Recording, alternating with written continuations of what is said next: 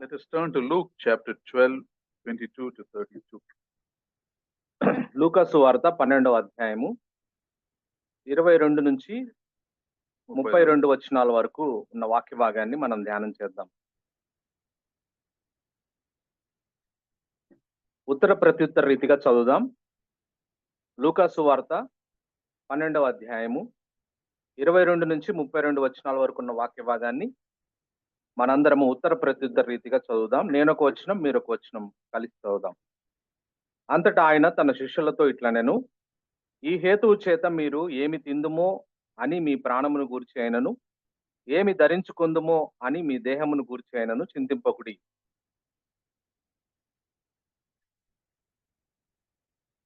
కాకుల సంగతి విచారించి చూడుడి, అవి విత్తవు, కోయవు, వాటికి గరిసె లేదు, పొట్టు లేదు, అయినను దేవుడు వాటిని పోషించుచున్నాడు. మీరు పక్షుల కంటే ఎంతో శ్రేష్ఠులు.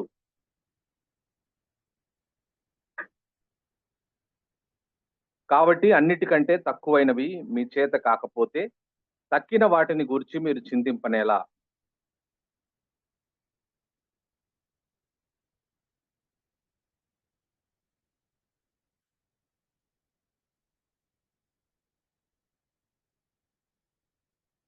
నేడు పొలములో ఉండి రేపు పోయిలో వేయబడు అడవి గడ్డిని దేవుడు ఇలాగూ అలంకరించిన ఎడల అల్ప విశ్వాసులారా, మీకు మరి ఎంతో నిశ్చయముగా వస్త్రములనిచ్చును.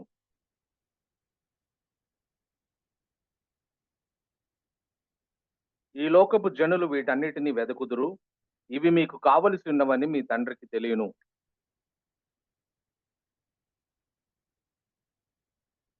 చిన్నమందా భయపడుకుడి, మీకు రాజ్యం అనుగ్రహించుటకు మీ తండ్రికి ఇష్టమై ఉన్నది. చాలు. 32 వచ్చింది. Verse 32 says, do not be afraid, little flock. 32వ వచనంలో రాయబడ్డ మాట, చిన్న మంద భయపడకుడి. Little flock is talking about believers. ఈ చిన్న మంద ఎవరనంటే విశ్వాసుల సముదాయాన్ని గురించి చెప్పబడుతుంది.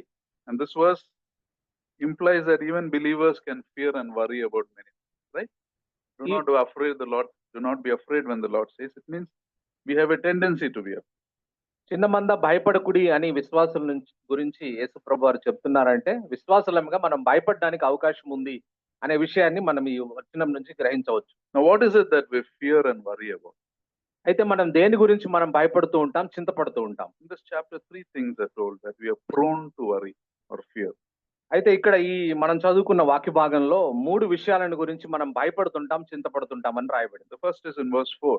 మొట్టమొదటిది 4వ వచనంలో రాయబడింది. The Lord Jesus says, I tell you friends, do not fear those who kill the body and after that can do more. నా స్నేహితులైన నేను మీతో చెప్పినది ఏమనగా, దేహమును చంపిన తర్వాత మరేమీ చేయనేరని వారికి భయపడకుడి అని రాయబడింది. This what is the fear? ఇక్కడ ఏ భయము? We fear death. మరణం అంటే భయం మనకి. Fear our death or death of our loved ones, especially by persecution. We fear our death. మన మరణాల గురించి మనం భయపడుతుంటాం, మన ప్రియులైన వారి మరణాల గురించి కూడా మనం భయపడుతుంటాం. Most of us, right? So that is the first fear. We fear death. అది మొట్టమొదటి భయము, మనం మరణాన్ని గురించి భయపడుతూ ఉంటాం. The second fear is in verse 11. రెండవ భయము 11వ వచనంలో రాయబడింది. This the Lord says, when you stand before the authorities, don't be anxious what you are going to stand. పెద్దల యొద్ద, అధిపతుల యొద్ద, అధికారుల యొద్ద మీరు నిలబడ్డప్పుడు ఏమి ఉత్తరం ఇద్దుమా, ఏం మాట్లాడుదుమా అని చింతింపొద్దు అని రాయబడింది. Here the Lord implies we are prone to fear public shame. We are prone to be anxious what others will think of us when we speak. దీని అర్థం ఏమిటనంటే, ఇతరులు మన గురించి ఏం మాట్లాడతారా అని ఇతరుల ఎదుట నిలబడడానికి, వాళ్ళ ఎదుట మనం మాట్లాడడానికి మనం భయపడుతూ ఉంటాం. Especially when they are accusing us of something. కొన్నిసార్లు ప్రత్యేకించి మనల్ని నిందిస్తూ ఉన్నప్పుడు మనం ఏం సమాధానం చెప్పాలా వారికి అని మనం భయపడుతుంటాం. That's the second fear of speaking in public. బహిరంగంగా మాట్లాడవలసి వచ్చినప్పుడు మనం భయపడుతూ ఉంటాం, ఏం మాట్లాడాలా అని. The third is in verse 22. మూడవ భయము 22వ వచనంలో రాయబడింది. What you will eat, what your body or what you will wear.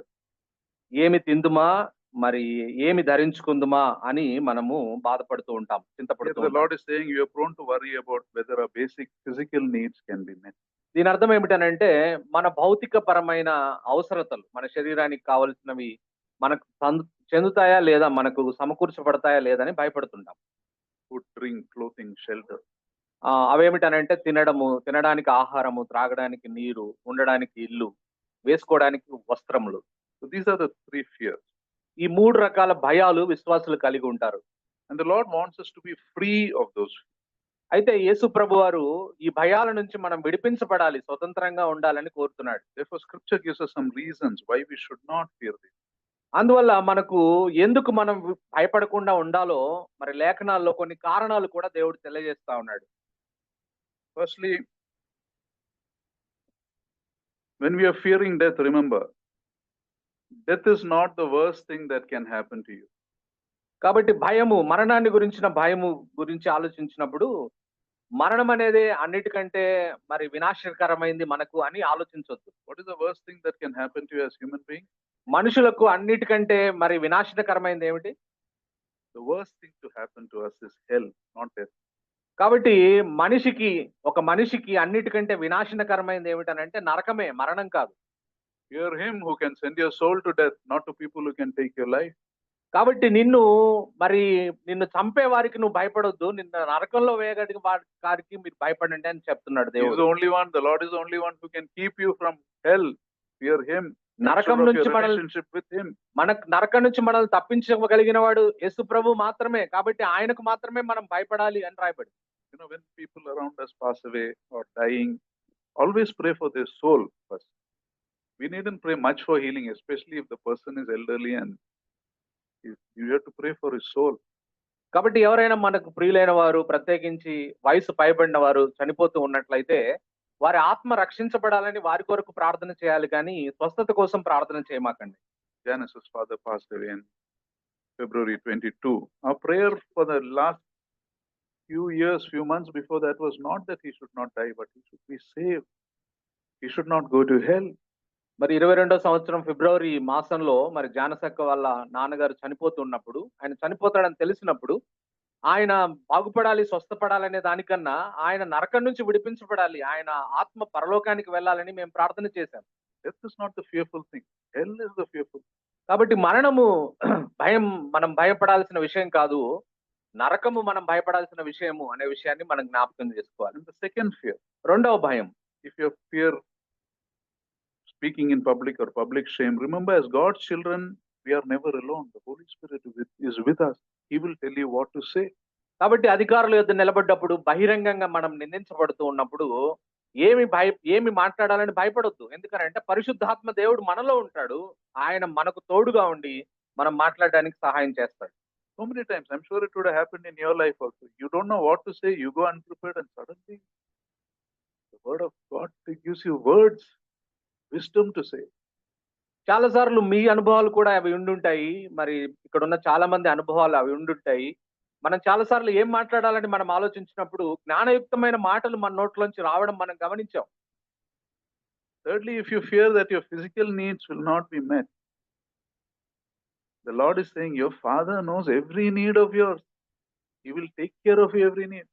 భౌతికపరమైన అవసరతలు మనకు సమకూర్చబడతాయా లేదా అని మనం ఆలోచిస్తున్నప్పుడు మనకు వాక్యంలో రాయబడింది ఏమిటనంటే, మన పరలోకపు తండ్రికి మన ప్రతి అవసరము తెలుసు, కాబట్టి ఆయన మనకు సహాయం చేస్తాడు. He feeds the birds, he clothes the lilies, you are much more valuable. ఆయన పక్షులకు ఆహారం ఇచ్చే ఆయన, మరి పువ్వులను అలంకరించే ఆయన మనకు వస్త్రాలు కావాలని, మనకు ఆహారం ఇవ్వాలని ఆయనకు తెలీదా? Now in this third fear is hidden a deeper fear, a deeper issue.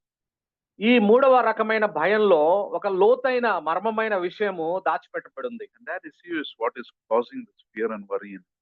మన జీవితాల్లో ఆ లోతైన విషయము మనకు మరింత చింతను కలుగజేస్తా ఉంది. That issue is our lack of trust in God. ఆ భయం ఏమిటనంటే మనలో విశ్వాసము లేకపోవడం, దేవునితో ఉండవలసినంత విశ్వాసం మనలో లేకపోవడం. We are living in a wrong thinking that God cannot solve my problems or God will not solve my problems. దేవుడు నా సమస్యలను మరి ఆయన పరిష్కరించడు, నా దేవుడు నా సమస్యలను పరిష్కరించాలని ఆయన ఇష్టపడట్లేదు అనే తప్పుడు అవగాహనలో మనం ఉంటూ ఉంటాం. He does not love me, he does not care for me, he will fail me when I need him. ఆయన నన్ను పట్టించుకోవట్లేదు, ఆయన నన్ను ప్రేమించట్లేదు, నా అవసరతలో నాకు సహాయం చేయకుండా నన్ను విఫలం చేస్తాడు అనే భావజాలంలో మనం ఉంటూ ఉంటాం. I need to handle life on my own. నా- This third fear comes out of that. కాబట్టి నా పరిస్థితుల్లో నేనే సంభాళించుకోవాలి, నా చేతుల్లోకి తీసుకోవాలని మనం భయపడుతూ ఉంటాం. The answer to that is given in the 12th verse. Fear not, little flock, for it is your Father's good pleasure to give you the kingdom. 12. 32. Sorry.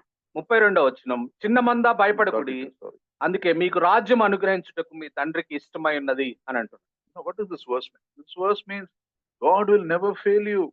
దాని అర్థం ఏమిటంటే దేవుడు నిన్ను ఎప్పటికీ ఓడిపోనియడు అని అర్థం. He has placed you in His kingdom for eternity. Will He not take care of your needs today and tomorrow? ఆయన నిన్ను నిత్య రాజ్యంలోనే ఆయన నిన్ను ఉంచితే ఈ రోజు రేపటికి సంబంధించిన అవసరతల్ని తీర్చడా? Imagine you are a rich person, you live in a good neighborhood, and one day you're coming home from work and your little son or daughter is talking to the neighbor's children saying that, I don't know if my father can give me food to eat tomorrow. మనం ఇట్లా అనుకుందాం, మనం ఒక మంచి ధనం కలిగి ఐశ్వర్యం కలిగిన వారంగా మనం ఉన్నాం అనుకుందాం.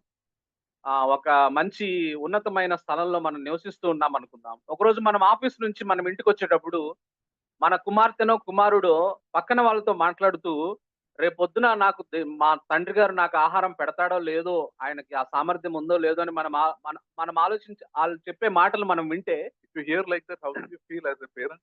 తండ్రిగా తల్లిగా నువ్వు ఏమని బాధపడతావు, ఏమని ఆలోచిస్తావు? Feel that this is what they think of me as a father.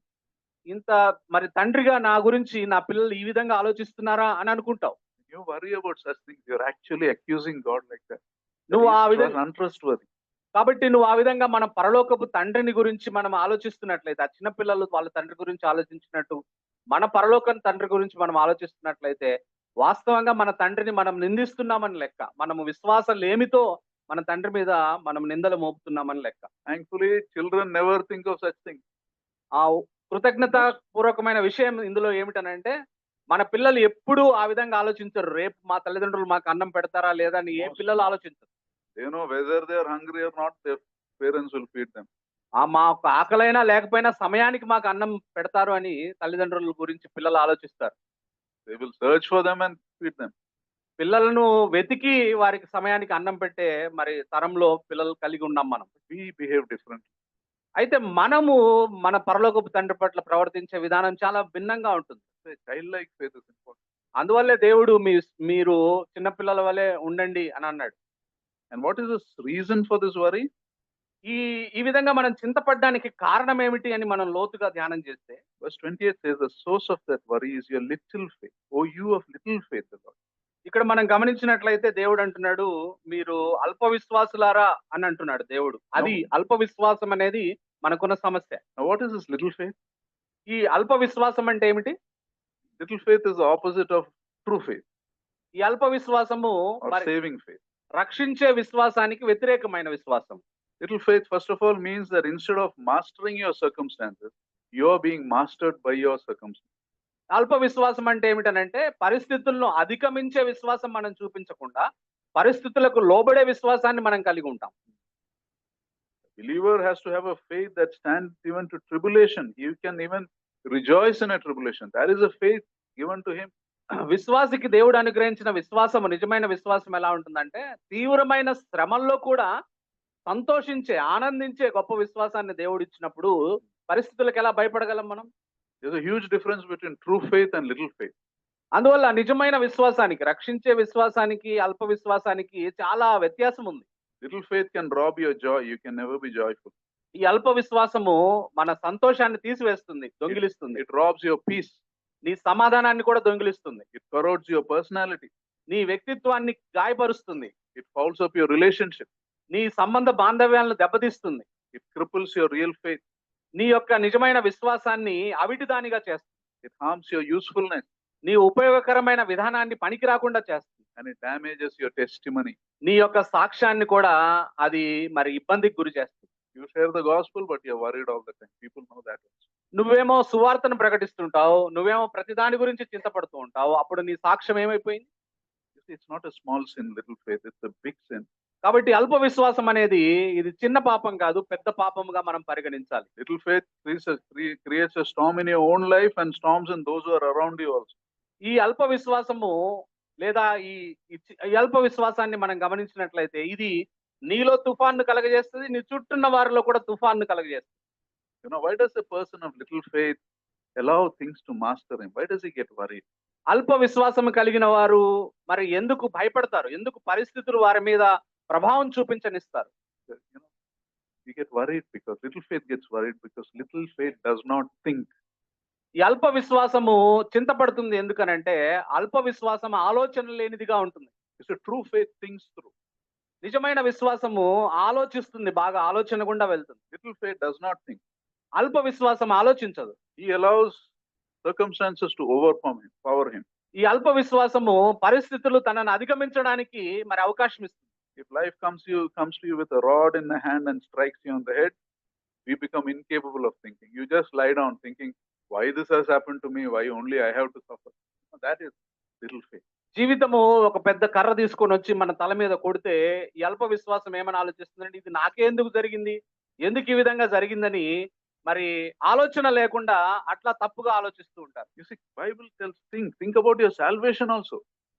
రక్షణ గురించి కూడా బైబిల్లో చెప్తున్న మాట బైబిల్లో రక్షణ గురించి చెప్పబడిన మాట ఏమిటనంటే నువ్వేదో ఆలోచన లేకుండా తీసుకున్న నిర్ణయం కాదు రక్షణ, ఆలోచించి తీసుకున్న నిర్ణయం.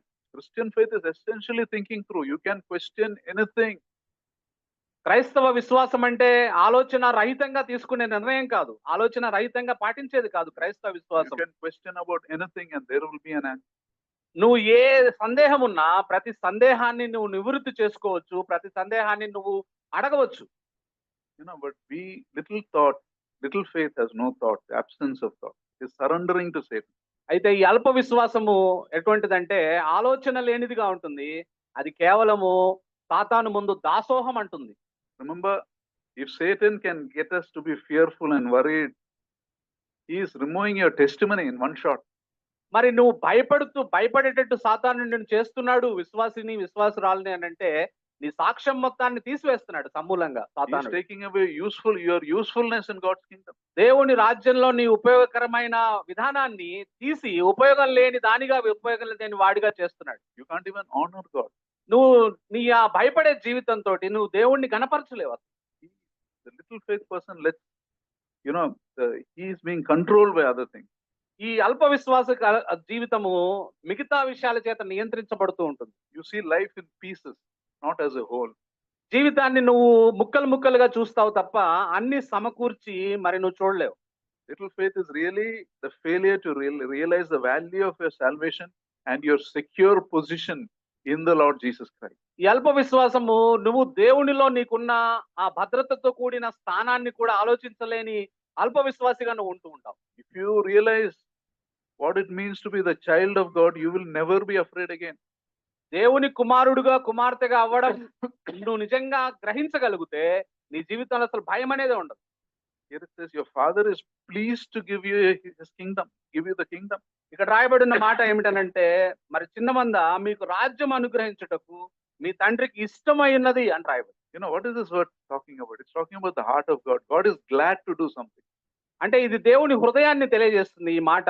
దేవుడు మనకు ఆయన రాజ్యాన్ని ఇవ్వడానికి ఇష్టపడుతున్నాడు, సంతోషిస్తున్నాడు అని అర్థం. You see, when I ask you a question, why did God save us? Our answer can be different answers, right? దేవుడు మిమ్మల్ని ఎందుకు రక్షించాడని ఒకవేళ మిమ్మల్ని ప్రశ్నిస్తే మనం రకరకాలుగా సమాధానాలు చెప్పడానికి అవకాశం ఉంది. To bring glory to himself, to show his sovereignty, to show his mercy in our life. ఆయన కృపని మన జీవితాల్లో చూపించడానికి, ఆయన సార్వభౌమత్వాన్ని చూపించడానికి, ఆయన మహిమను మనం కనపరచడానికి మనం రక్షించబడ్డామని రకరకాలుగా మనం సమాధానాలు చెప్తాం. But here is one of the sweetest reasons why God saved you. He is fond of you. He likes you. He wants to do this for you. అయితే ఇక్కడ ఒక అందమైన విషయం మనకు రాయబడిన మాట ఏమిటనంటే ఒక అద్భుతమైన విషయము, ఆయనకి ఇష్టమైంది మనం రక్షించబడాలి, ఆయన రాజ్యంలో చేర్చబడాలని ఆయనకి ఇష్టమైంది అని రాయబడింది. Your father is free. He loves having you with him. That's what it means. ఆయన రాజ్యంలో ఉండడం అంటే ఆయనతో నువ్వు ఉండడం ఆయనకి ఇష్టమైంది. Would you worry about something when you are in such a love? అటువంటి sovereign God? అటువంటి సార్వభౌముడైన దేవుని ప్రేమలో భద్రపరచబడిన నువ్వు చింతపడడంలో ఏమైనా అర్థం ఉందా? I'm not saying something different from scripture. Scripture says these things. నేను లేఖనాలకు భిన్నంగా ఏం చెప్పట్లేదు, లేఖనాల్లో ఉన్న విషయాలే మీకు చెప్తూ ఉన్నా. Psalm 18:19 says, because he delights in me, he saved me. కాబట్టి 19వ కీర్తన 18వ వచనంలో రాయబడ్డ మాటని మనం చూసినట్లయితే, Psalm 18:19. 18వ కీర్తన 19వ వచనంలో రాయబడ్డ మాటని మనం చూసినట్లయితే, విశాలమైన స్థలమునకు ఆయన నన్ను తోడుకొని వచ్చును, నేను ఆయనకి ఇష్టడను గనుక ఆయన నన్ను తప్పించను అని రాయబడింది. In Isaiah 62:5 says, as a man rejoices over his new wife, so your God will rejoice over you. 52:5. యెషయా గ్రంథము 52వ అధ్యాయము 62:5, sorry. 62వ అధ్యాయము 5వ వచనంలో ఈ విధంగా రాయబడింది. యెషయా గ్రంథము 62వ అధ్యాయము 5వ వచనం. ఒక యవనుడు కన్యకను వరించి పెళ్లి చేసుకున్నట్లు, పెండ్లి కుమారుడు పెండ్లి కూతురుని చూచి సంతోషించున్నట్లు నీ దేవుడు నిన్ను గురించి సంతోషించును. Isaiah 30:18 says, yet the Lord longs to be gracious to you, he rises to show you compassion. యెషయా గ్రంథం 30వ అధ్యాయం 18వ వచనంలో, యెహోవా మీ యందు దయ చూపవలనని యెహోవా ఆలస్యము చేయుచున్నాడు అని రాయబడింది. And here we are worrying about small and foolish things. That's the thought. ఇటువంటి ప్రేమను దేవుడు మన ఎదుట మన ఎడల ప్రదర్శిస్తా ఉంటే, మనమేమో చిన్న చిన్న విషయాల గురించి, అల్పమైన విషయాల గురించి మనం చింతపడుతూ ఉన్నాం. How much we hurt the heart of God by unbelief. ఈ విధంగా అల్ప విశ్వాసం ప్రదర్శించడం చేత ఎంత మనల్ని ప్రేమిస్తున్నా, ఇష్టపడుతున్న దేవుడి హృదయాన్ని గాయపరుస్తున్నాం అనే విషయాన్ని మనం ఆలోచించాలి. Matthew 25:34 says, in that last day the Lord Jesus will say, come, O blessed by my Father, inherit the kingdom prepared for you from the foundations of the world. కాబట్టి నా తండ్రి చేత ఆశీర్వదించబడిన వారలారా, లోకం పుట్టినది మొదలుకొని మీ కొరకు సిద్ధపడిన రాజ్యమును స్వతంత్రించుకొనుడి అంటున్నాడు. You see, even before the world was created, God prepared a kingdom for his children. ఈ ప్రపంచానికి పునాదులు వేయక ముందే మరి దేవుడు తన ప్రజల కొరకు రాజ్యాన్ని సిద్ధపరిచాడని ఈ మాట రాయబడింది. In his good pleasure, he already prepared. ఆయన సంతోషమైంది ఆ విధంగా మనకు సిద్ధపరచడానికి ఆయన నిత్య రాజ్యాన్ని. And that is a kingdom that cannot be bought, cannot be earned. ఈ రాజ్యంలో ప్రవేశించడానికి మనం సొంతంగా సంపాదించుకోలేము, దాన్ని మనం కొనుక్కోలేము. And the only way you can get into the kingdom is the easiest way, the gospel way. ఈ రాజ్యంలోనికి మనం ప్రవేశించాలంటే, మనం కొనలేని, మనం సంపాదించుకోలేని ఈ రాజ్యంలోనికి మనం ప్రవేశించాలంటే సులువుగా సువార్త ద్వారా మాత్రమే, యేసు ప్రభు ద్వారా మాత్రమే మనం ప్రవేశించగలం. To receive this kingdom like a little child, fully believing, fully trusting. చిన్న పిల్లవాళ్ళ వల్లే మనము సంపూర్ణంగా విశ్వసించి, సంపూర్ణంగా నమ్మి యేసు ప్రభుని ఈ రాజ్యంలో మనం ప్రవేశించాలి. Not be afraid, little children. అందుకే మరి చిన్నపిల్లలారా మీరు చిన్న మంద భయపడకుడి అని అంటారు. God's children are like little children. They are trusting, completely trusting. మనము నిజంగా చిన్న పిల్లల వలె మనము దేవుని బిడ్డలముగా, మనము పూర్తిగా తల్లిదండ్రులని పిల్లలు విశ్వసించినట్టుగా మనం మన తండ్రిని విశ్వసించే వారంగా ఉండాలి. This verse reminds us that the God we serve is a generous God. ఈ మాట మనకు గుర్తు చేస్తున్న విషయం ఏమిటనంటే, మనము ఆరాధిస్తున్న దేవుడు, మనం పూజిస్తున్న దేవుడు గొప్ప దాతృత్వ హృదయం కలిగిన దేవుడు. You see, by and large, when it comes to giving to others, most people are stingy and selfish. Most people. ఇతరులకు ఇచ్చే విషయంలో మనలో చాలా మంది పరిస్థితి ఏమిటంటే, మనం పిసినారులుగా ఉంటాం, మనము ఇవ్వడానికి ఇష్టపడని వారంగా ఉంటాం, స్వార్థపరులుగా ఉంటాం. We spend generously on ourselves, but we will be stingy in spending to others. Even it can be our own father or mother or other brothers also. మనము మన కోసం ఎంతైనా ఖర్చు పెట్టుకుంటాం మనం డబ్బులు, కానీ మన తల్లిదండ్రులకు ఖర్చు పెట్టాల్సి వస్తే, మన అన్నదమ్ములకు ఖర్చు పెట్టాల్సి వస్తే, ఈవెన్ మన అన్నదమ్ములకు ఖర్చు పెట్టాల్సి వచ్చినా కూడా మనము పిసినారితనంగా ఉండడానికి ప్రయత్నం చేస్తుంటాం. But God is not like that. అయితే దేవుడు మన వల్లే ఉండేవాడు కాదు. And when we give, there is a limit to what we give. We won't give everything that a person needs also. మనం ఎవరికైనా when we can. మనము ఇవ్వగలిగిన సామర్థ్యం ఉన్నా కూడా మనము పరిమితులు విధించుకొని ఇస్తాం. ఎవరికైనా సమృద్ధిగా ఇవ్వడానికి మనం ఇష్టపడం. God is the giver. He pours into your life. అయితే దేవుడు ఎంత గొప్పగా ఇచ్చేవాడంటే, ఎంత దాతృత్వం కలిగిన వాడంటే, ఆయన మన మీద కుమ్మరించేవాడు, సమృద్ధిగా మనల్ని దీవించేవాడు, ఆశీర్వదించేవాడు. But he said, God is not a bucket or a vessel where you can hold a little water.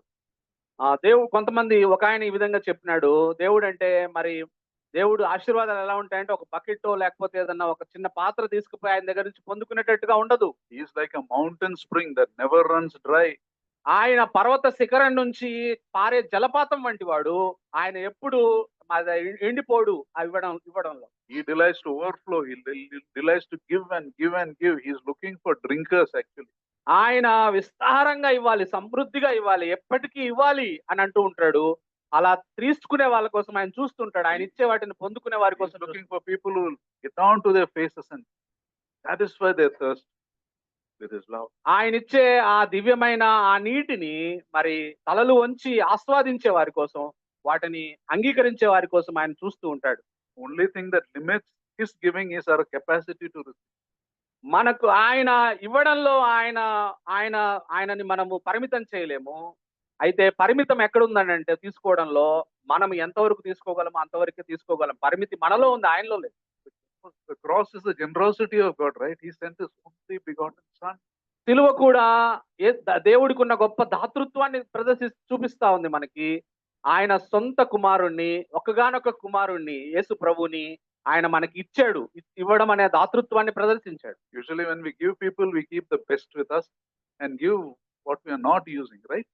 సాధారణంగా మనము మనుషులముగా ఎవరికైనా ఇవ్వాలంటే శ్రేష్టమైన మన దగ్గర పెట్టుకొని మనం ఉపయోగించనివి, మనకు తక్కువ విలువ కలిగిన వేరే వాళ్ళకి ఇస్తాం. God sent his best. అయితే దేవుడు తన శ్రేష్టమైన కుమారుణ్ణి మన కొరకు ఈ లోకానికి పంపాడు. Could he have given better than this?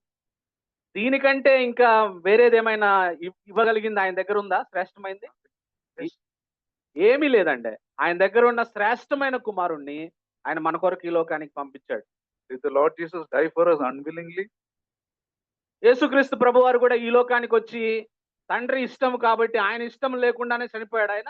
John 10:18 he says, "No one takes my life from me, but I lay it down on my own accord."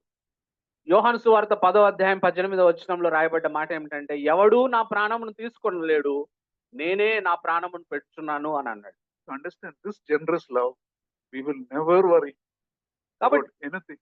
కాబట్టి ఇటువంటి దాతృత్వమైన ప్రేమ కలిగిన వారిని మనం విశ్వసించకుండా మనం ఎందుకు చింతపడుతున్నాం? And who is God showing this generous love? To little flock. We are called little flock. ఎవరికి ఇటువంటి దాతృత్వంతో కూడిన ప్రేమని ఆయన చూపిస్తున్నాడు? చిన్న మంద. Little. In this world we are little, right? We are little in size, little in strength. మనము నిజంగా చిన్న మందలమే ఈ లోకంలో. మన పరిస్థితి మనం గమనించినట్లయితే మనము సంఖ్యలో చిన్నగా ఉన్నాము, మనము మనకున్న విషయాల్లో కూడా చిన్నగా ఉన్నాం. We are little in wisdom, we are little in loving back also. We don't love back also.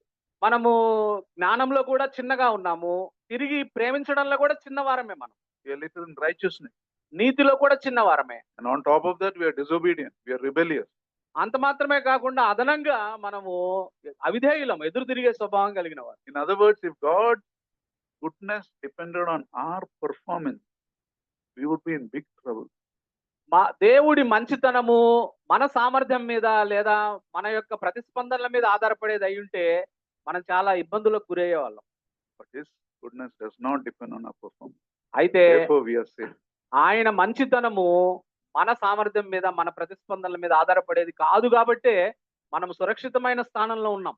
Now what does it mean giving the kingdom of God? ఆయన రాజ్యం ఇవ్వడం ఆయనకి ఇష్టమైంది మనకు అని చెప్పడంలో ఉన్న అర్థం ఏమిటి? What is this kingdom of God? ఏమిటి ఈయన రాజ్యము? There are many things, but I just saw one popular verse, 1 Corinthians 2:9. కొరింథీయులకు రాసిన మొదటి పత్రిక 2వ అధ్యాయము 9వ వచనం మాత్రం చూద్దాం. What no eye has seen, no ear has heard, or the heart of man conceived, God has prepared for those who love him. కొరింథీయులకు రాసిన పత్రిక మొదటి పత్రిక 2వ అధ్యాయం 9వ వచనంలో ఇందును గూర్చి దేవుడు తన్ను ప్రేమించు వారి కొరకు ఏవి సిద్ధపరిచినో అవి కంటికి కనబడలేదు, చెవికి వినబడలేదు, మనుష్య హృదయమునకు గోచరము కాలేదని రాయబడి ఉన్నది. Sometimes we see on our screens and we see the best beautiful places in this world. కొన్నిసార్లు మనం మ్యాగజైన్స్ లో లేదా వార్తా పత్రికల్లో లేదా ఇంటర్నెట్ లో మన ఫోన్లలో ఒక అందమైన ప్రదేశాన్ని చూస్తూ ఉంటాం కదా మనం. How the people enjoy every kind of provision which we don't have, we don't enjoy. మనకు లేని ఆధిక్యతలు వేరే వాళ్ళు ఏ విధంగా సంతోషిస్తున్నారో కూడా మనం చూస్తూ ఉంటాం. You think of Switzerland or USA or some other beautiful country. మరి స్విట్జర్లాండ్ గురించి, అమెరికా దేశం గురించి ఆలోచిస్తున్నప్పుడు అవి చాలా అందమైన దేశాలుగా ఉన్నాయి. Now think of the most beautiful place you can think in your mind. నీ మనసులో ఒకవేళ ఇక్కడ కూర్చున్న మన మనసులో ఈ భూమి మీద అన్నిటికంటే అందమైన ప్రదేశంగా మనం మీద ఒక దాని గురించి ఆలోచిస్తూ ఉంటాం. Just think of it ఆలోచించండి దాని గురించి. and remember, what you imagine is nowhere near what God has planned. అయితే మీరు గుర్తుపెట్టుకోవాల్సింది ఏమిటనంటే, నీ ఊహకు ఉంది కదా, నీ ఊహలో నువ్వు ఏదైతే ఆలోచిస్తున్నావో దేవుడు నీ కొరకు సిద్ధపరిచిన దానికి సమీపంగా కూడా వెళ్ళలేదు. అంత గొప్పది, శ్రేష్టమైనది నీ కొరకు దేవుడు సిద్ధపరిచాడు. That's why as believers we must never be envious of someone who has a good house or doing well or gone abroad. Be where God has kept you, work faithful. కాబట్టి విశ్వాసులముగా మనం ఒక కొత్త పాఠం నేర్చుకోవాల్సింది ఏమిటనంటే, ఏదైనా మంచి ఇల్లును చూసినప్పుడు లేదా మంచి అసౌకర్యాలు ఎవరైనా అనుభవిస్తున్నప్పుడు వారి గురించి ఎప్పుడు అసూయపడకండి. అసలు వాళ్ళకంటే శ్రేష్టమైనవి దేవుడు మన కొరకు సిద్ధపరిచి ఉంచాడనే విషయాన్ని బట్టి ఆనందించండి. Think of it. Instead of thinking how unbelievers can live in places like that, think if an unbeliever can live in a place like that, what would God have prepared for me? కాబట్టి అవిశ్వాసులు ఆ విధంగా మనకంటే శ్రేష్టమైన జీవితాలు జీవిస్తున్నప్పుడు, శ్రేష్టమైన ఇళ్లలో, కార్లలో, మరి బంగ్లాల్లో ఉన్నప్పుడు అవిశ్వాసులే ఆ విధంగా ఉంటే విశ్వాసులైన మన కొరకు దేవుడు ఎంత శ్రేష్టమైనవి దాచిపెట్టున్నాడని ఆ విషయం గురించి ఆలోచించి దేవుడికి వందనాలు చెప్పండి. Here we are worrying about food and clothing and shelter. దేవుడు Asking why only this has to happen to me. మన ఊహకు మించినవి దేవుడు, మన ఊహకు అందనివి దేవుడు మన కొరకు సిద్ధపరిచి ఉంచితే అన్నం కోసం, నీళ్ల కోసం, వస్త్రాల కోసం, వీటి కోసం మనం ఆలోచించేది, చింతించేది. If you only realize this lavish generosity of God in our life, we will never worry or దేవుడి యొక్క ఈ గొప్ప దాతృత్వ హృదయాన్ని, ఆయన ప్రేమని మనం అర్థం చేసుకుంటే మనము ఏ విషయాన్ని గురించి కూడా చింతపడాల్సిన అవసరం లేదు. The contrary, we will be looking to live for him and please him with all our ways. అప్పుడు మనము చింతపడని వారంగా దీని గురించి మనం దేవుడి యొక్క దాతృత్వము, ప్రేమ, ఆయనకు మన పట్ల ఉన్న ప్రణాళికల గురించి మనం ఆలోచిస్తే మనము దేని గురించి చింతపడకుండా ఆయన కోసం ఎలా బ్రతకాలో అని మనం ఆలోచిస్తాం. That is what the next verses speak about, 33 and 34. 33, 34 వచనాల్లో ఆ మాటలు రాయబడ్డాయి. Sell your possessions and give to the poor. Provide purses for yourself that will not wear out, a treasure in heaven that will not be exhausted, where no thief comes near, no moth destroys. For where your treasure is, there your heart will be also. కాబట్టి 33, 34లో అంటున్నాడు, ఇంత గొప్ప మనకు అవకాశం దేవుడు ఇస్తున్నాడు. ఆయన అంత గొప్ప తండ్రి కాబట్టి మీకు కలిగిన వాటిని అమ్మి ధర్మము చేయుడి, పాతగెలని సంచులను పరలోకమందు అక్షయమైన ధనమును సంపాదించుకునుడి, అక్కడికి దొంగరాడు చిమ్మెట కొట్టదు, మీ ధనం ఎక్కడ ఉండునో అక్కడనే మీ హృదయము ఉండును. We spoke of Apostle Paul. We spoke of afraid of death, right? The first fear was fear of death, right? మొట్టమొదటి భయము మరణ భయం అని మనం చదువుకున్నాం కదా. Most people on this world are afraid of death. They cannot say like how Apostle Paul said, for me to live is Christ and to die is gain. Most people cannot say that. అపోస్తలుడైన పౌలు గారు ఏమంటాడంటే, నా మటుకైతే బ్రతుకుట క్రీస్తే, తావైతే లాభము అన్నాడు. మరి ఈ ప్రపంచంలో చాలా మంది ఆ మాట చెప్పలేరు. In other words, for most people to die is loss. ఎందుకంటే ఈ ప్రపంచంలో చాలా మందికి మరణించడం అంటే నష్టపోవడం. Why? ఎందుకు? Because they are busy laying up treasures on earth and not in heaven. ఎందుకనంటే వాళ్ళు ఈ భూమి మీదనే వారి కొరకు మరి సమకూర్చుకోవడానికి వారు తీరిక లేకుండా గడిపారు. పరలోకంలో వారికి ఏమీ లేదు. Where your treasure is, there your heart will be also. మీ ధనం ఎక్కడ ఉంటుందో మీ హృదయం కూడా అక్కడ ఉంటుంది అంటున్నాడు. People who lay up treasures on earth, as they go older and older and become closer to death, they are moving away from their treasure. They know it. For them, death is loss. కాబట్టి ఈ భూమి మీద సమకూర్చుకునేవారు, పరలోకాన్ని గురించి ఆలోచన లేకుండా ఈ భూమి మీద సమకూర్చుకునేవారు మరణాన్ని సమీపించేటప్పుడు ఇవన్నీ విడిచిపెట్టి వెళ్లాల్సి వస్తుందని భయపడతారు వాళ్ళు. Such people, as they grow older, they'll become cold, they'll get depressed, they'll become discouraged, frustrated, fearful. వారు అటువంటి విస్తారమైన ధనం భూమి మీద సంపాదించుకున్న వాళ్ళు వయసు పెరిగే కొద్దీ మరణించాల్సి వస్తుందని వారు నిరాశకు గురవుతా ఉంటారు, దుఃఖపడుతూ ఉంటారు, బాధపడుతూ ఉంటారు, గొనుగుతూ సరుగుతూ ఉంటారు. But people who lay up treasures in heaven, they look forward to eternity. They are moving towards their treasures. అయితే ఎవరైతే పరలోకంలో వారి కొరకు ధనం సమకూర్చుకుంటారో అక్కడికి వెళ్ళాలని వారు దాని గురించి ఆలోచిస్తుంటారు, పరలోకానికి వెళ్ళడానికి ఇష్టపడుతూ ఉంటారు. For them, death is gain. అటువంటి వారికి మరణము లాభకరం. Such people, when they grow older, they have more and more reasons to rejoice. అందువల్ల వారు వయసు పెరిగే కొద్దీ మనం ఆ శ్రేష్టమైన దేశానికి వెళ్తాము, అక్కడ మనం సంపాదించుకున్న దానికి అక్కడికి వెళ్తామని సంతోషిస్తూ ఉంటారు. Such people, even when they're suffering, they'll be vibrant, they'll be full of life, they'll be joyful. వారు శ్రమల్లో ఉన్నప్పటికీ కూడా వారు ఎంతో ఉత్సాహకరమైన జీవితాలు జీవిస్తూ ఉంటారు, సంతోషిస్తూ ఉంటారు, ఆనందిస్తూ ఉంటారు శ్రమల్లో కూడా. So ask this question: is the passing of time making you more discouraged, or it's causing you to rejoice more? కాబట్టి సమయం గడుస్తున్న కొలది, వయసు మన మీద పడుతున్న కొలది మనం నిరుత్సాహానికి గురవుతున్నామా, ఉత్సుకతతో ఉంటున్నామా, ఇంకా గొప్ప శ్రేష్టమైన దగ్గరికి వెళ్తున్నామా? Now, this is not about being rich or wealthy on earth. Bible is not against being rich. కాబట్టి ఇది ఏదో మీరు భూమి మీద ధనం సమకూర్చుకోవద్దు లేదా మీరు ధనవంతులు అవ్వద్దు అని చెప్పట్లేదు ఈ వచనం. Some of the richest people were godly people. ఈ లోకంలో ధనవంతులుగా ఉన్న వాళ్ళు కూడా దైవిక భక్తి కలిగిన వారు ఉన్నారు. This verse is telling, as he blesses us, be a blessing to others. కాబట్టి That's what verse 33, 34 say. ఈ 33, 34 వచనాల్లో రాయబడిన మాట ఏమిటనంటే, మనము దేవుడు మనల్ని ధనంతో ఆశీర్వదిస్తున్న కొలది మనం ఇతరులకు ఆశీర్వాదకరంగా ఉండాలి. God does not bless us so that we can move from a Maruti car to the BMW. దేవుడు మనకు ఎక్కువ ధనం ఇచ్చేది మనం మారుతి కారు నుంచి BMW కారు కొనమని కాదు. He blesses you to be a blessing. ఆయన మనల్ని ఆశీర్వదించేది, మనకు ధనం సమకూర్చేది ఇంకొకళ్ళకి ఆశీర్వాదకరంగా ఉండాలి. Many of us are thankful when the Lord blesses us, but we rarely ask this question, Lord, why did you bless me? చాలా సార్లు మనల్ని దేవుడు ఆశీర్వదించి మన పరిస్థితిని ఉన్నత స్థితికి తీసుకొని వచ్చేటప్పుడు చాలా మంది సంతోషిస్తారు కానీ, ప్రభువా నన్ను ఎందుకు నాకు ఈ ఎక్కువ ధనం సమకూరుస్తున్నావు, ఎక్కువ జీతం ఇస్తున్నావు, ఎక్కువ నన్ను స్థితిమంతుని చేస్తున్నావు అని ఆలోచించరు. This is the way we lay treasures for heaven, to be a blessing in the name of the Lord. కాబట్టి యేసు ప్రభు నామంలో మనం ఆశీర్వాదకరంగా ఉండాలంటే పరలోకంలో మనం ధనం కూర్చుకునే వారంగా ఉండాలి. This is how we make a fund transfer to heaven. ఈ విధంగా మనము ఈ లోకంలో ఉన్న ధనాన్ని పరలోకానికి మనం మార్చుకుంటాం. Are you faithful with what God has given us? దేవుడు మనకిచ్చిన దాంట్లో మనం నమ్మకమైన వారంగా ఉన్నామా, or are we storing for ourselves? లేదా మన కొరకే సమకూర్చుకునే వారంగా ఉన్నామా? It's good to say, but not beyond an unreasonable limit. కాబట్టి మనము మన కొరకు సమకూర్చుకోవచ్చు కొంత పరిమితి వరకే, ఆ పరిమితిని దాటి మనం సమకూర్చుకోవడానికి వీల్లేదు. Your children are doing well, they are doing better than you. Why are you saving for them? నీ పిల్లలు మంచి స్థితిలో ఉన్నారు, ఇప్పుడు వారు సంపాదించుకోగలుగుతా ఉన్నారు, ఇంకా వారి కోసం ఎందుకు సమకూరుస్తున్నావు? In Mark chapter 4 verse 3 onwards, the parable of the seed, the soil is there, right? Mark సువార్త 4:3 నుంచి 4వ అధ్యాయం 3 నుంచి అక్కడ విత్తు అనే ఉపమానం రాయబడింది. And the seed, the Lord says, the seed fell into 4 kinds of soil. దేవుడు చెప్తున్నాడు, విత్తువాడు విత్తనం విత్తడానికి బయలు వెళ్ళినప్పుడు 4 రకాల భూమి మీద ఆ విత్తనం పడింది. One soil I want to talk. This is a soil that had thorns. మరి ముళ్ళ కంచెల్లో పడిన విత్తనాన్ని గురించి నేను మాట్లాడాలని అనుకుంటున్నాను. The Bible says this is a picture of people who hear the message, but they're fooled by the desire to get rich and to have all kinds of things, and they begin worrying, and the life of God gets choked out of their life. కాబట్టి ఈ ముళ్ళ పొదల్లో విత్తబడిన వారు ఎలా ఉంటారంటే, వీరు Verse వాక్యం 18 and 19 లో ఉంది. వీరు వాక్యం వింటారు కానీ ఐహిక విచారములు, ధనమోసము, మరి ఇతరమైన ఆపేక్షలను లోపల చొచ్చి వాక్యమును అణిచివేయటం వలన ఆ వాక్యము నిష్ఫలమగును అని రాయబడి.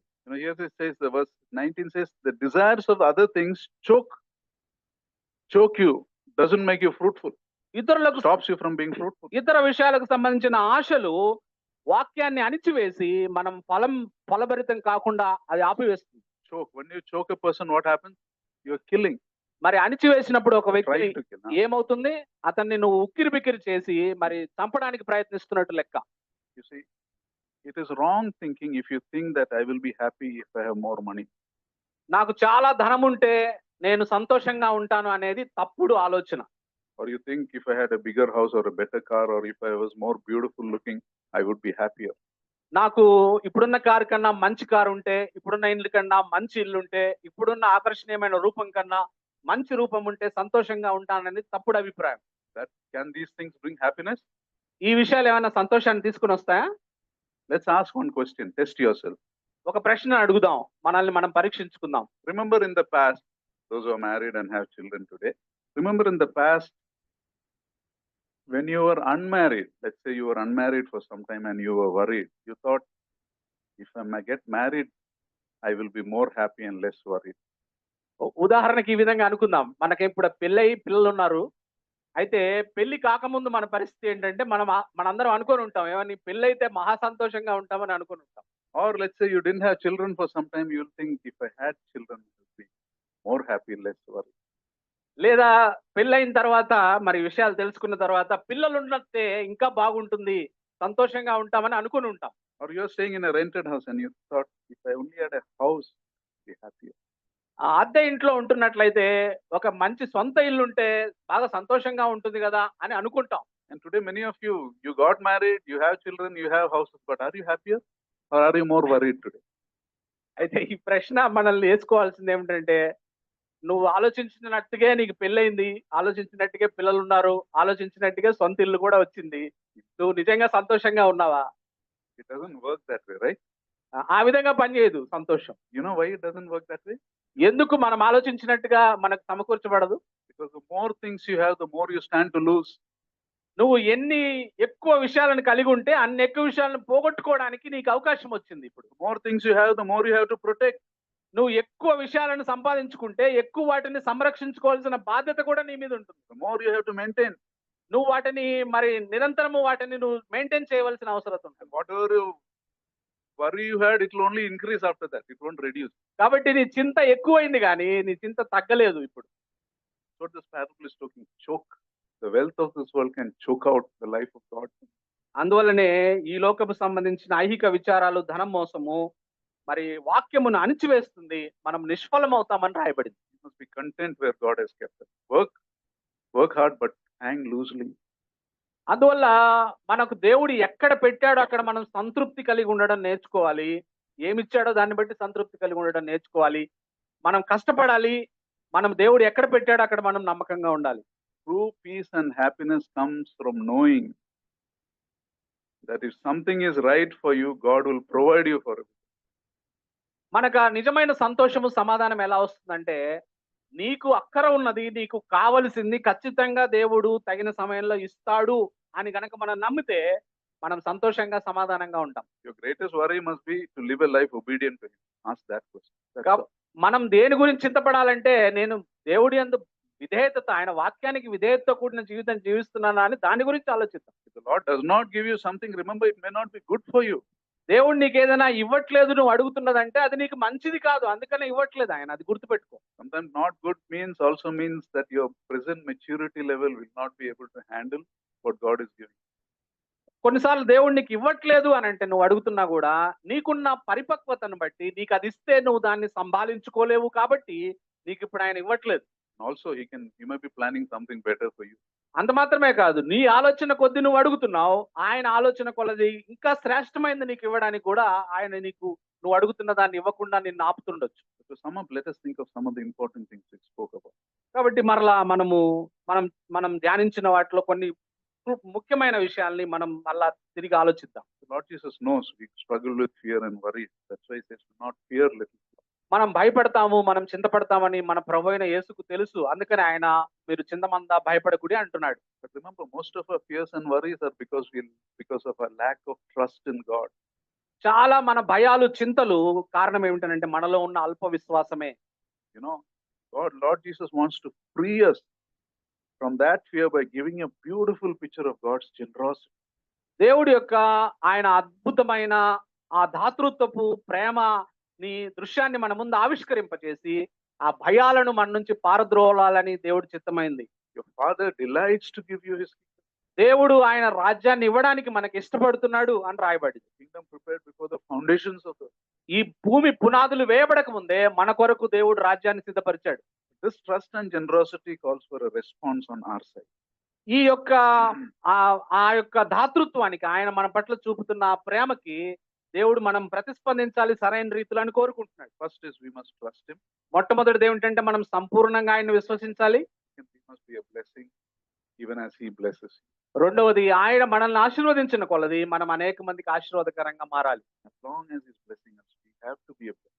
ఆయన మనల్ని ఆశీర్వదించిన కొలది మనం ఇతరులకు ఆశీర్వాదకరంగా ఉండాలి. And when we see this big picture of life, we realize that worry is a burden not meant to be carried by believers. మనము మన జీవితాన్ని యొక్క గొప్ప దృశ్యాన్ని, పెద్ద దృశ్యాన్ని మనం క్రోడీకరించి చూసినట్లయితే చింతపడ్డం అనేది విశ్వాసి మోయవలసిన భారం కాదు అనేది మనకు అర్థమవుతుంది. Because God will never fail you. ఎందుకనంటే దేవుడు ఎప్పుడు నిన్ను ఓడిపోనియడు. He placed you in his, given you places in his kingdom. Will he not take care of your small needs? ఆయన రాజ్యంలోనే ఆయన నీకు స్థానం ఇస్తే నీ ఈ లోకంలో చిన్న చిన్న అవసరతలు తీర్చలేడు ఆయన. Go to a jewelry shop and buy jewelry worth lakhs, and will he not give you a box free? మనం బంగారు షాప్కి వెళ్ళి లక్షల రూపాయలు విలువ చేసే బంగారం కొంటే ఆడ బంగారం పెట్టుకోవడానికి బాక్స్ ఇవ్వడా షాప్ ఆయన? Nothing you're going through in life, no trial, no temptation, where God won't provide for you. Remember that. కాబట్టి మన జీవితాల్లో మనం ఎంత ఇబ్బందికరమైన పరిస్థితులు గుండా ఇప్పుడు వెళ్తున్నప్పటికి కూడా దేవుడు మనకి ఇవ్వలేనివి, ఇవ్వకూడదు అనుకునేవి ఏమీ లేవు. ఆయన మనకు సకాలంలో అన్ని సమకూరుస్తాడు. And as you generously give in his name, you're building up treasures in heaven. నువ్వు ఆయన నిన్ను ఆశీర్వదించకొలది నువ్వు ఇతరులకు సహాయం చేస్తున్నట్లయితే నువ్వు పరలోకంలో నీ కొరకు ధనం కూర్చుకుంటున్నావు అనే విషయాన్ని గుర్తించాలి. The fund transfer is happening. ఇక్కడ నుంచి ఈ లోకంలోంచి పరలోకానికి నువ్వు ఫండ్స్ ట్రాన్స్ఫర్ చేస్తున్నావు, మారుస్తున్నావు. And then death for you is gain. అప్పుడు మరణము మనకి లాభకరంగా ఉంటుంది. పౌలు గారు చెప్పినట్టు కానీ భయంగా ఉండదు. You're looking to go to a beautiful place God has prepared for you. నీ కొరకు నా కొరకు దేవుడు సిద్ధపరిచిన ఆ మహిమాన్వితమైన, అద్భుతమైన, అనిర్వచనీయమైన ఆ ప్రదేశానికి మనం వెళ్ళడానికి సిద్ధపడుతూ ఉంటాం. Reprogram our thinking and look at God's love. కాబట్టి దయచేసి మన ఆలోచనలను పూర్తిగా ప్రక్షాళన చేసుకొని దేవుడి ప్రేమ మీద మన ఆలోచనలను కేంద్రీకరిద్దాం. ప్రార్థన చేసి ప్రభువా, ప్రేమగల తండ్రి, నీకు వందనాలు, స్తుతులు, స్తోత్రాలు చెల్లిస్తున్నాం. ఎంత గొప్ప దేవుడో నాయన, ఎంత ప్రేమ కలిగిన దేవుడవు, ఎంత సామర్థ్యం కలిగిన దేవుడవు, మా పట్ల ఎన్ని గొప్ప ప్రణాళికలు కలిగి ఉన్న దేవుడవు, మేము నీ రాజ్యంలో ఉండాలని ఇష్టపడుతున్న దేవుడవు, భూమి పునాదులు వేయబడక ముందే మా కొరకు రాజ్యాన్ని సిద్ధపరిచింది. అల్పమైన విషయాల కోసం మేము చింతపడుతూ ప్రవ్వా, మా స్థాయిని మేము తగ్గించుకునే వారంగా, మీ హృదయాన్ని గాయపరిచే వారంగా మేమందరం ఉన్నాం ప్రవ్వా. భయపడే వారంగా మేమున్నాం. మమ్మల్ని క్షమించమని, మా అల్ప విశ్వాసాన్ని బలమైన విశ్వాసంగా మార్చు అయ్యా. నీ ప్రేమను విశ్వసిస్తూ నీ మీద సంపూర్ణ విశ్వాసాన్ని మేము ప్రదర్శించే వారంగా మా పీస్ అండ్ జాయ్ ఫెలోషిప్ లో ఉన్న ప్రతి ఒక్కరూ దేని గురించి చింతపడని వారం, ఈవెన్ మరణం గురించి కూడా మేము చింతపడని వారం. మరణం కూడా మాకు లాభకరమైనదిగా ఈ లోకంలో మీరు ఇచ్చిన జ్ఞానాన్ని అనుసరించి, రిసోర్సెస్ అనుసరించి చేసుకునే వారంగా, పరలోకంలో మేము ధనం సమకూర్చుకునే వారంగా, అటువంటి గొప్ప విశ్వాసంతో జీవిస్తూ నీ హృదయాన్ని సంతోషపెట్టే వారంగా మేము ఉండడానికి కృప చూపించు. ఈ దాసుని ద్వారా తీసుకుని వచ్చిన దివ్యమైన వర్తమానాన్ని బట్టి వందనాలు, స్తోత్రాలు చెల్లిస్తూ ఈ విధంగా మా ఆలోచన సరళిని మేమందరం మార్చుకోవడానికి మాకు సహాయం చేయమని, వాక్యానికి విధేయత చూపించే కృపను మా ఇళ్ళ విస్తరింపచేయమని మా ప్రభువును మీ ప్రియకుమారుడైన యేసుక్రీస్తు పుణ్య నామములో మిక్కిలి వినయముగా బతిమాలి ప్రార్థిస్తున్నాను తండ్రి. ఆమేన్. Now to him who is able to keep you from falling and to present you before his glorious presence without fault and with great joy, to the only God our Savior, be glory, majesty, power and authority through Jesus Christ our Lord, before all ages, now and forevermore. Amen.